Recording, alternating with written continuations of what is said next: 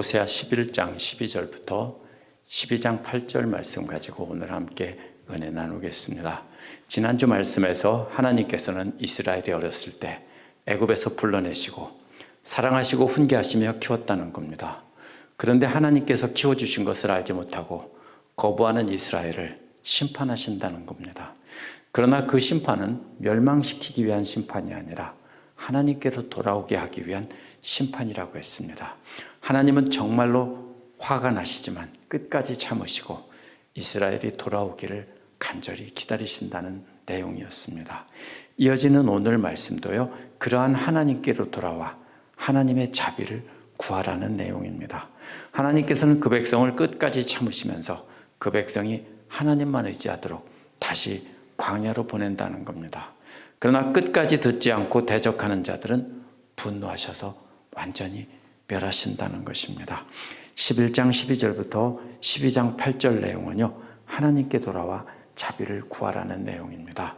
11장 12절에 보면요, 에브라임은 거짓으로 에워싸고 누구를 에워쌌습니까? 하나님을 에워쌌습니다. 이스라엘 가문은 또 에워쌌다는 말은 군대가 성을 포위하고 있다는 뜻입니다. 또 이스라엘 곧 에브라임이 자신들의 하나님을 에워쌌고 그들의 무기는 거짓말과 속임수인 겁니다. 북왕국 이스라엘이 하나님을 포위한 채 거짓말이라는 악한 무기로 하나님을 공격하고 좀 더 강한 무기인 속임수로 공격하는 장면입니다. 그런데 11장 12절 뒷부분은요, 서로 다르게 번역이 되어 있습니다. ESV나 NLT나 NRSV는 이러한 이스라엘과는 달리 유다는 아직도 하나님과 함께 걷고 있고 거룩하신 분에게 신실하다고 번역했습니다. 여기서 신실하다는 말을 유다 족속을 꾸미는 말로 본 것으로 해석했습니다. 유다 족속은 신실하다는 겁니다. 이스라엘은 이렇게 하나님을 포위하고 공격하지만 유다 족속들은 신실하다는 겁니다. 이렇게 번역한 성경들이 있고요. 또 그러나 NASB나 NIV는 신실하다는 말이 거룩하다는 말을 꾸미는 말로 보고요. 유다 역시 하나님께 불순종하고 있고 신실하시고 거룩하신 분을 대적한다라고 번역했습니다. 그래서 우리가 가진 세 번역도 개역도 똑같이 NASB나 NIV를 따라서 유다 역시 하나님을 대적한다고 번역했습니다. 영어 성경에서 이렇게 둘로 나뉘는 것은요, 이 고대 히브리어 본문이 그렇게 돼 있는 것이 있기 때문입니다. 그러면 이게 왜 그렇게 돼 있냐면요, 히브리어 성경을 간직한 사람들이 북왕국 이스라엘 사람들이 아니라 남왕국 유다 사람들입니다. 이 사람들이 뭡니까? 북왕국 이스라엘 사마리아는 범죄했지만 남왕국 유다는 자기들은 그래도 신실했다라고 해서 이것을 바꿔놓은 겁니다. 고대 그 성경이 그래서 이렇게 다른 성경의 내용이 존재합니다. 그 유다 사람들이 나중에 그렇게 후대에 고친 것입니다. 그런데 이것은 고치면 말이 안 되는 게요, 히브리어의 병행법은요, 3개 이상의 구절이 나란히 놓여 있을 때는 거의 예외 없이 점점 더 발전하는 점층법입니다. 첫 번째는 뭡니까? 하나님을 포위하고 거짓말로 공격하는 것이고요. 그 다음에는 하나님을 포위하고 속이는 것은 조금 더 적극적인 공격입니다. 그 다음에 ESV나 NLT가 NRSV가 유다는 하나님과 함께 걷는다라고 번역한 말은요, 이리저리 제멋대로 돌아다닌다는 뜻입니다. 이게 무슨 말입니까? 포위하고 하나님을 거짓말로 공격하다가 그 다음에 속이는 것으로 적극적으로 공격하다가 마지막에는 이리저리 왔다 갔다 하면서 하나님을 공격하는 모습입니다. 공격하는 군인들이 어떻게 합니까? 그냥 나가지 않죠. 포위하고 그냥 나가는 게 아니라 이리저리 피하면서 적의 공격을 피하면서 이렇게 공격하겠죠. 그래서 유다가 이리저리 왔다 갔다 하면서 하나님을 대적했다라고 보는 것이 맞습니다. 호세아 전체의 문맥을 봐도 그렇습니다. 하나님을 공격하는 모습이 점점 강해지는 비유를 상상력을 동원해서 구체적인 장면을 그린다면 이렇게 연결됩니다. 에브라임은 하나님을 포위하고 거짓말의 화살을 쏜다. 이스라엘 집은 속임수의 투석기로 거대한 돌을 하나님을 향해 날린다. 에브라임과 이스라엘 집 모두 북왕국 이스라엘을 가리키는 말입니다. 그러면 남왕국 유다는 계속 이리저리 움직이면서 훨씬 더 적극적으로 하나님을 향해 공격한다는 겁니다. 화를 쏘는 거나 투석기로 공격하는 것은 진짜 공격이 아니라 공격 전에 상대방을 무력화시키는 겁니다. 그럼 마지막으로 이리저리 왔다 갔다 하는 유다의 공격이 진짜 하나님을 공격하는 공격입니다. 그러므로 북왕국은 말로 하나님을 속인다면 남왕국 유다는 행동으로 적극적으로 하나님을 대적한다고 봐야 이 성경에 맞습니다. 12장 1절은요, 에브라임이 바람을 먹으며 동풍을 쫓아간다고 했습니다. 여기 열풍이라고 그랬죠.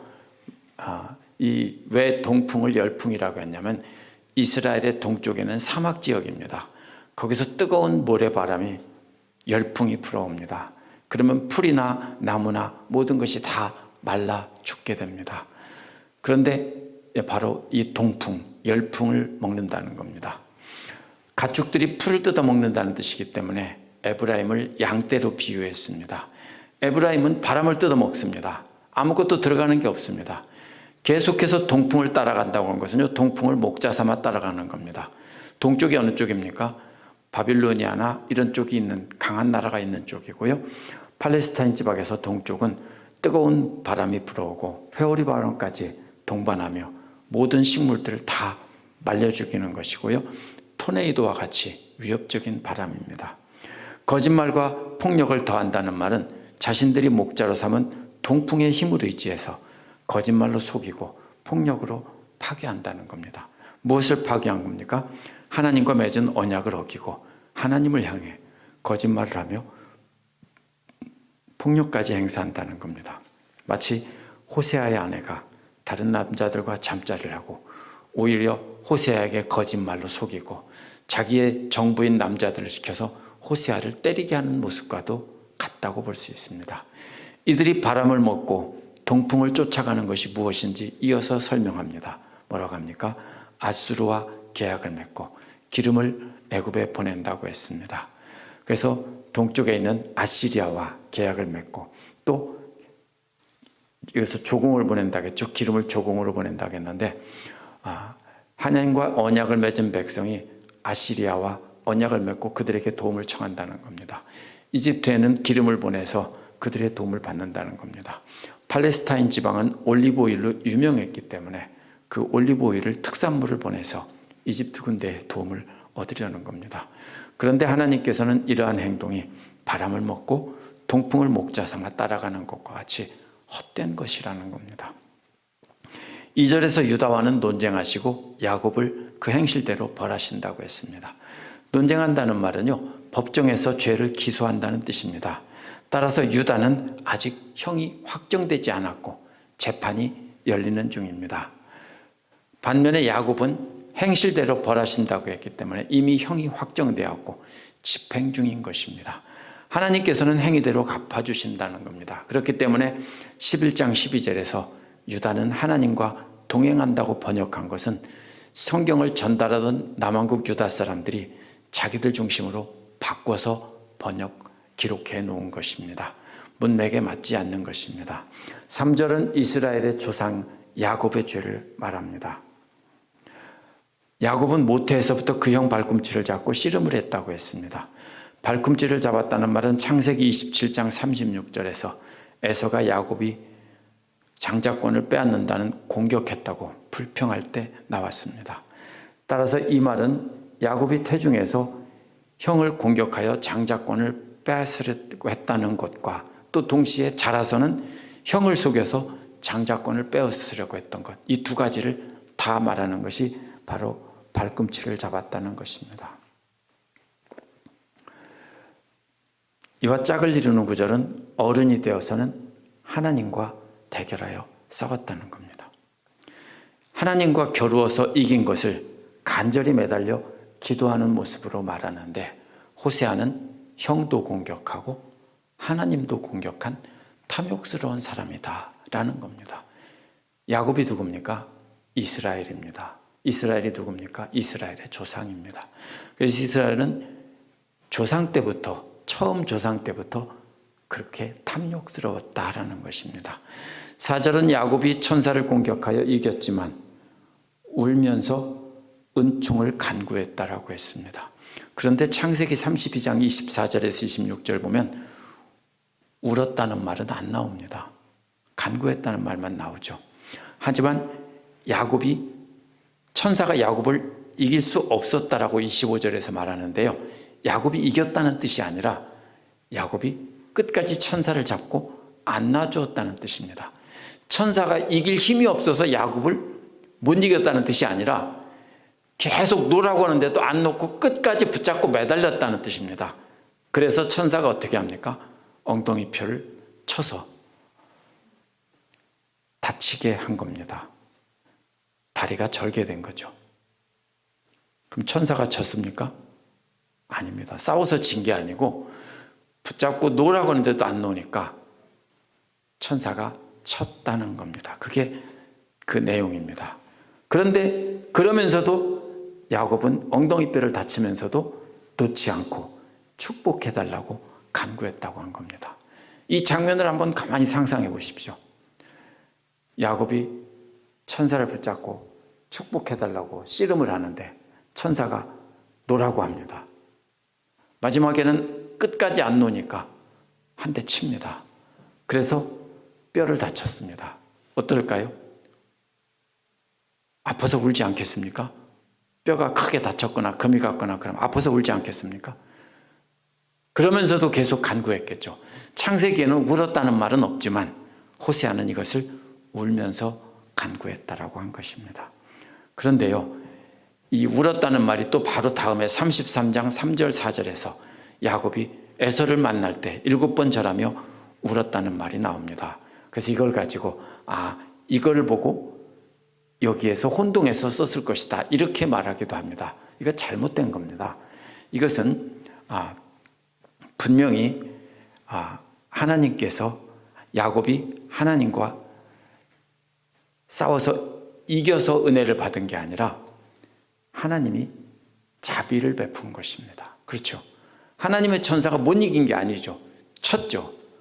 그런데도 끝까지 이렇게 매달렸다는 겁니다. 그래서 호세아가 전하는 초점은 야곱이 하나님을 이겼다는 뜻이 아니라 하나님께서 야곱을 불쌍히 여기셔서 야곱을 만나주셨고 그렇게 간절히 구원하는 애원하는 야곱에게 은혜를 주셨다는 것이 호세아의 초점입니다.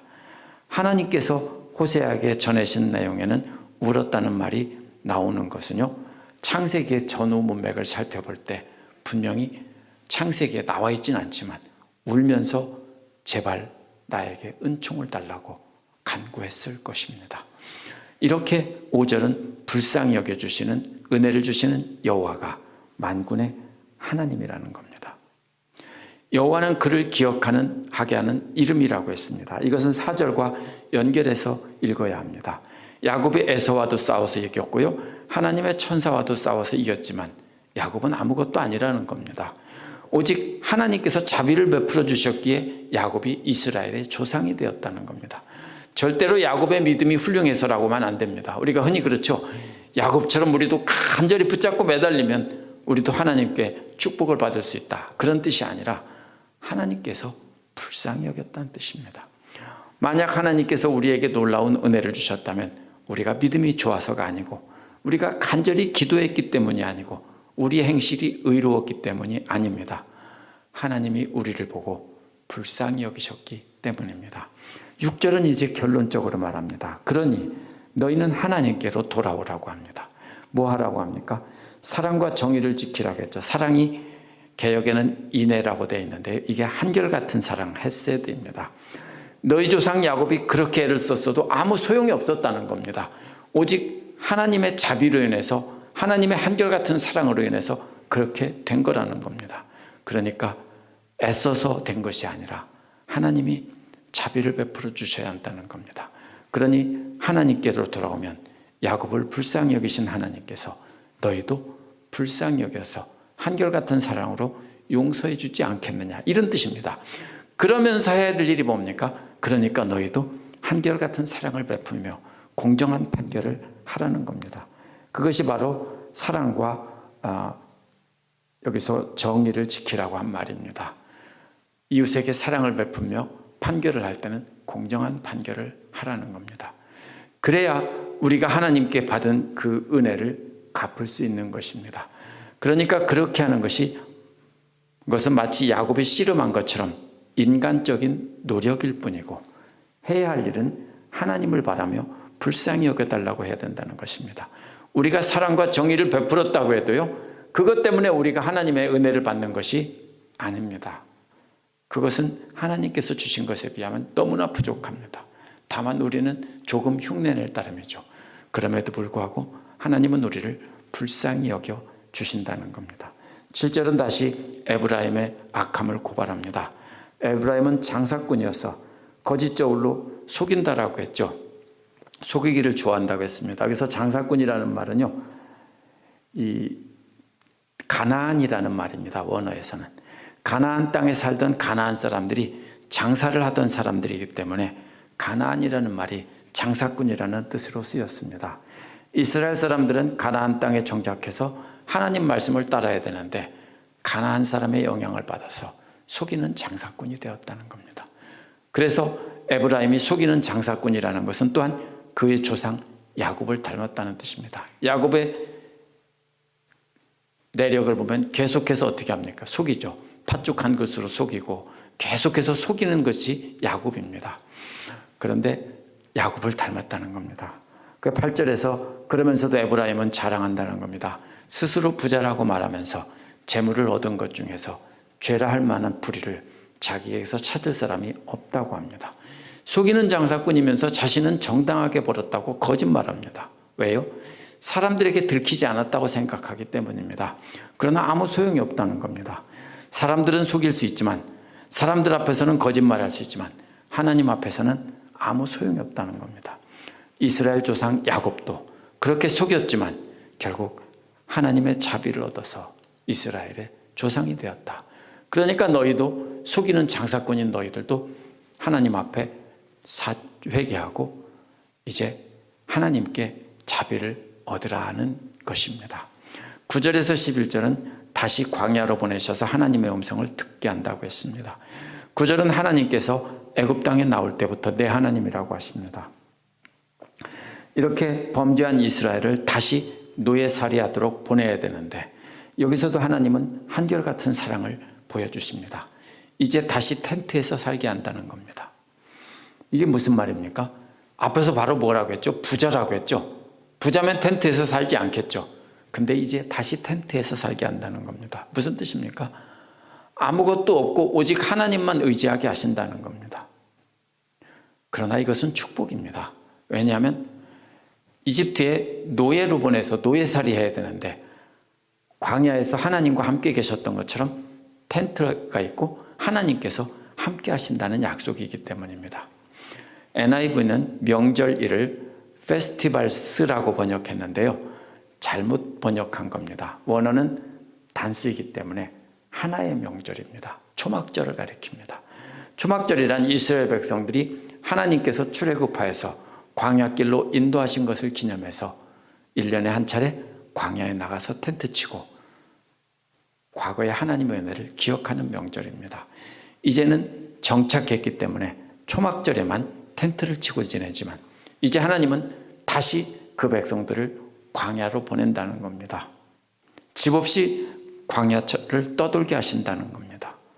그래서 이스라엘은 나중에 실제로 어떻게 됩니까? 디아스포라가 되어서 전 세계에 흩어져서 떠돌이가 되죠. 이제 집을 잃고 지중해 각 나라에 흩어져서 유랑 생활을 하게 하신다는 겁니다. 10절은 출애굽 이야기에서 갑자기 선지자들을 통해 말했다고 하십니다. 그래서 뭐라고 말합니까? 예언자들에게 말할 때 여러 가지 환상을 보여줬고요, 예언자들을 통해 비유로 말씀하셨다는 겁니다. 환상이란 선지자에게 보여주신 것입니다. 그것을 선지자는 말로 전하는 겁니다. 따라서 사람들이 환상을 본 게 아니라 예언자가 환상을 본 거고요. 그 예언자는 그 본 환상을 말로 마음속으로 그림을 그릴 수 있도록 비유로 전한 것입니다. 따라서 말로 보여주고 또 말로 들려주는 겁니다. 그래서 구약 성경에 보면 그림을 그리는 언어가 많은 겁니다. 그래서 선지자들은 여럿입니다. 환상과 비유들도 여럿이기 때문에 하나님께서 여러 선지자들을 통해서 계속 말씀하셨다는 겁니다. 그래서 이것은 또한 현재 호세아를 통해서, 이 본문 호세아 당시 호세아를 통해서 전하는 활동도 역시 가리킵니다. 이것은 계속 연결되어 있습니다. 호세아 이전의 선지자들로부터 호세아까지 계속 기차처럼 연결이 되어 있습니다. 시대별로 하나님은 계속 선지자들을 보내는데 그것이 기차처럼 길게 연결이 되어 있습니다. 말씀은 똑같습니다. 하나님께로 돌아오라. 출애굽기 여기 호세아 11장에서도 애굽에서 부르신 때부터 계속 범죄했다고 했는데요. 이 단순히 호세아 시대 사람들만 듣지 않았다는 뜻은 아닙니다. 이들은요, 조상 대대로 선지자들을 통해 계속 말씀하셨지만 조상 대대로 지금까지 계속 듣지 않고 있다는 겁니다. 11절은 길르앗이 불의한 것이냐라고 질문을 합니다. 바로 이어서 분명히 그렇다라고 합니다. 이는 언약을 맺은 것이 소용이 없다는 겁니다. 길르앗이라는 말은 불이라는 말은요, 히브리어로 아웬인데요. 10장 5절에서는 벳엘을 벳아웬이라고 했습니다. 벳은 집이고요, 아웬은 불이라는 뜻입니다. 벳엘은 하나님의 집이라는 뜻인데 그 장소를 벳아웬이라고 했습니다. 그래서 이제는 뭡니까? 불의의 집이 된 겁니다. 하나님의 집이 불의의 집이 된 것입니다. 베델은 길르앗에 있기 때문입니다. 또 길갈에서 무리가 수송아지로 제사를 드리며 제단은 밭일의 이랑에 쌓인 돌무더기 같다고 했습니다. 많다는 얘기죠. 밭가에 돌이 생기면 어디다 쌓습니까? 밭 이랑 가에 쌓아서 이제 이렇게 놓습니다. 근데 그것처럼 많다는 겁니다. 모두 다 쓸데없다는 겁니다. 창세기 31장 23절에서 라반과 야곱이 만났던 자리가 길르앗입니다. 31장 44절에서 54절에서는 이곳에 돌무더기를 쌓고 언약을 맺었던 자리입니다.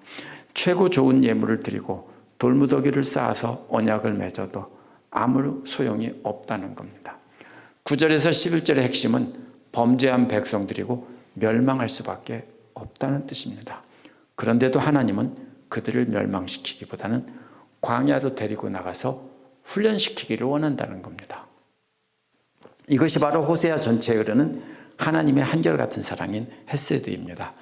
아무리 값진 제물로 제사드리고 아무리 많은 돌을 쌓아놓고 언약을 맺어도 하나님께서 선지자를 통해 하신 말씀을 듣지 않는다면 아무 소용이 없다는 겁니다. 그런데 멸망시키지 않고 나와 함께 광야로 가자. 거기서 너는 내 말을 듣고 다시 내 말만 의지하는 훈련을 해야 한다는 것입니다. 하나님 말씀만 듣고 순종하는 훈련을 하라는 것입니다. 12절에서 14절은 듣지 않는 백성들을 분노로 심판하신다는 내용입니다. 12절은 창세기 27장 43절에서 29장 30절에 나온 내용을 말한 것입니다. 야곱은 아람의 들로 도망했다고 했습니다. 아내를 얻기 위해 섬겼고 아내를 얻기 위해 양을 쳤다라고 했습니다. 이게 누굽니까? 야곱, 곧 이스라엘이 그렇게 했다는 거죠. 그래서 외삼촌의 집으로 도망해서 거기서 아내를 얻기 위해서 양을 친 것을 말합니다. 호세아가 그 백성에게 아무것도 없던 시절을 회상시킨 겁니다. 야곱은 그때 뭐가 있었습니까? 아무것도 없었습니다. 아내도 없었고 아무것도 없었습니다. 근데 거기서 아내를 얻기 위해서 오랫동안 봉사를 하죠. 그리고 아내를 얻죠. 이스라엘의 조상 야곱도 그렇게 도망했고 아내를 얻기 위해 종으로 섬기며 양을 돌보았다는 겁니다. 그런데 이제는 물질적으로는 풍요롭지만 하나님을 버리고 우상을 섬기며 사는 이스라엘 사람들에게 너 한번 야곱을 한번 돌아봐라. 너희 조상 이스라엘을 돌아봐라. 너도 이제 광야로 나가서 아무것도 없는 때부터 시작해야 한다는 것입니다. 그렇기 때문에 13절은 이제 그러한 야곱의 삶을 애굽에서 탈출하여 광야에서 다시 시작하던 이스라엘 백성에 대해서 말한 것입니다. 이스라엘이 애굽에서 노예살이하고 있었을 때 하나님께서 한 선지자인 모세를 시켜서 이스라엘을 애굽으로 인도해내셨다는 겁니다. 그 선지자에 의해 보호를 받게 했다는 겁니다. 호세아 당시 백성들도 호세아를 따라 광야로 나가서 다시 시작하자는 겁니다. 그러면 호세아를 모세 당시에 모세로 비유할 수 있습니다. 하나님께서는 호세아를 시켜서 다시 광야로 나가자는 겁니다.